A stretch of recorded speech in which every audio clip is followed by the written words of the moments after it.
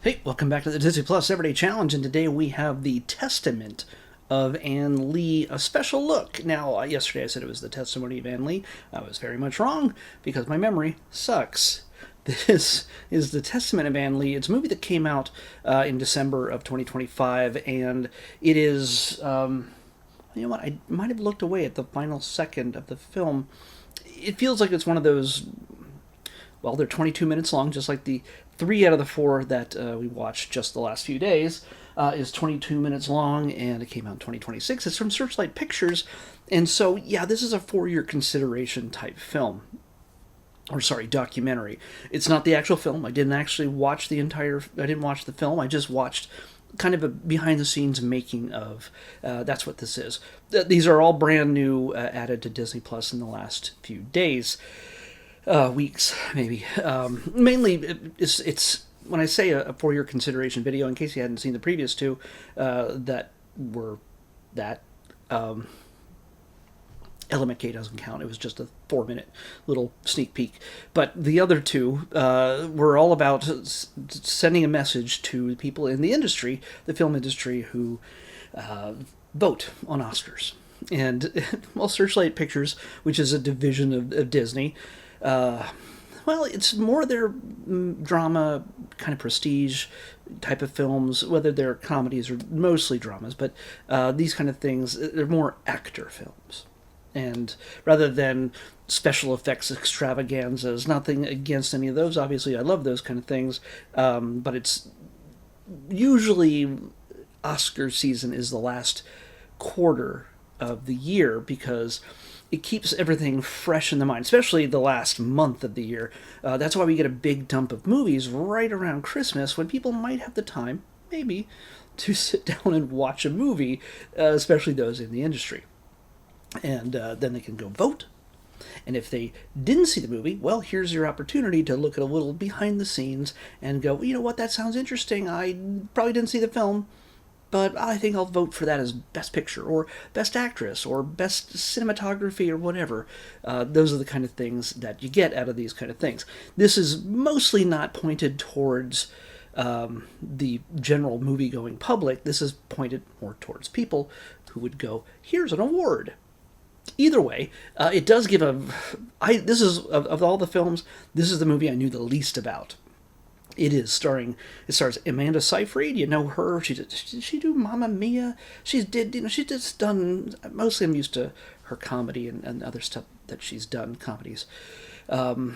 She's done a number of films that you will recognize her from, obviously, but she is starring as, well, Ann Lee, who is a part of a kind of a leader of the Shaker movement. I don't know much about that either as well, but it's definitely, I don't think it's the Quakers, but from looking at this, it's very different from the Quakers. I grew up around where the Quakers kind of settled. This is about a group of people from, I think, Manchester, England, who moved all the way to the States, into New York, and basically set a religious movement of love and freedom and lots of dancing and singing. Yeah, and it's all like choreographed, but also unintentionally choreographed. It's sort of just move as you wish, but the people really pretty well in sync. Again, it sounds like I'm setting you up for a musical, and it's not necessarily a musical. There's not a number.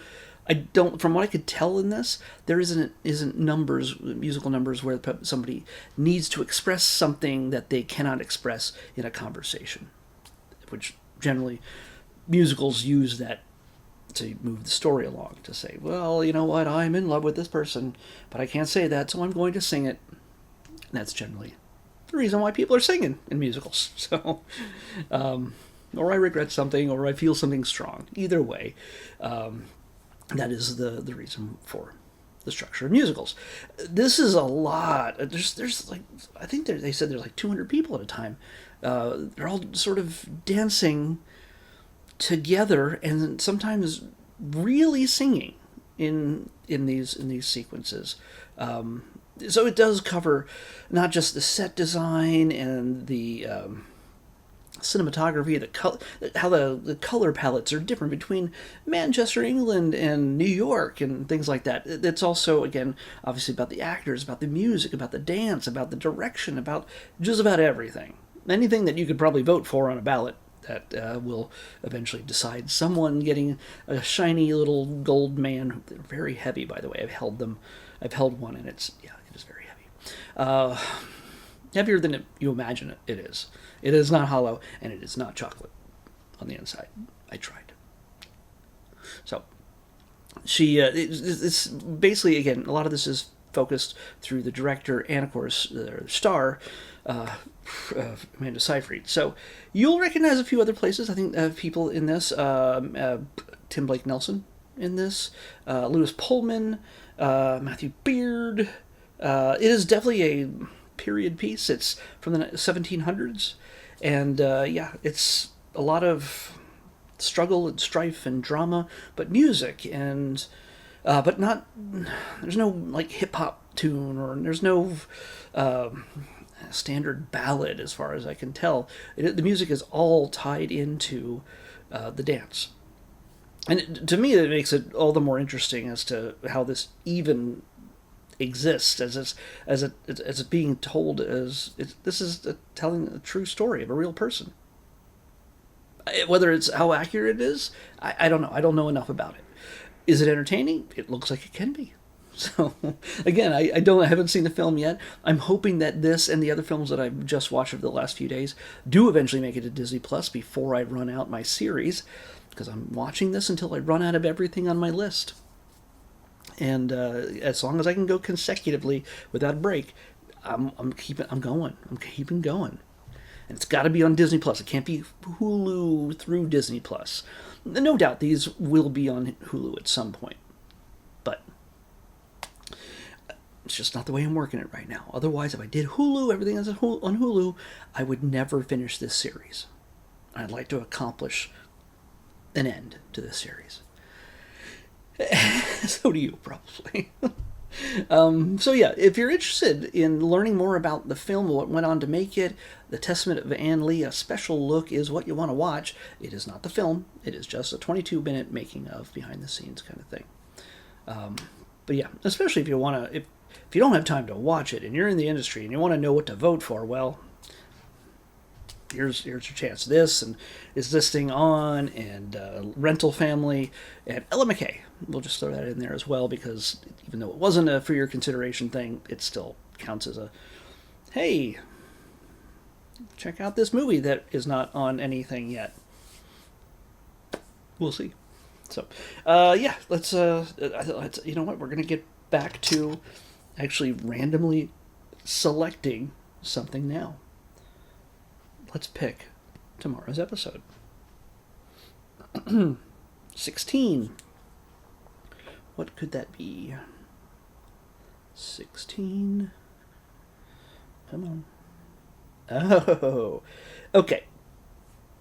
There's a lot of reality TV series, and a lot of them are kind of redundant in their purpose. Like they're spin-offs of the main series. One that focuses on kids, and one that focuses on different countries or different types of, say, food or homes or construction or whatever. There's a lot of competition type stuff out there, and a lot of it has ended up on Disney Plus.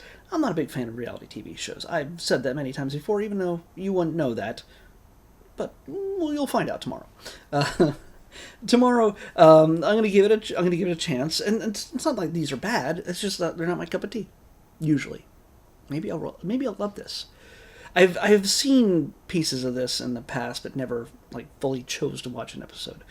We're gonna be watching Chopped, but as you see there in the title, this also includes Chopped Junior, Chopped Next Gen, Chopped Sweets.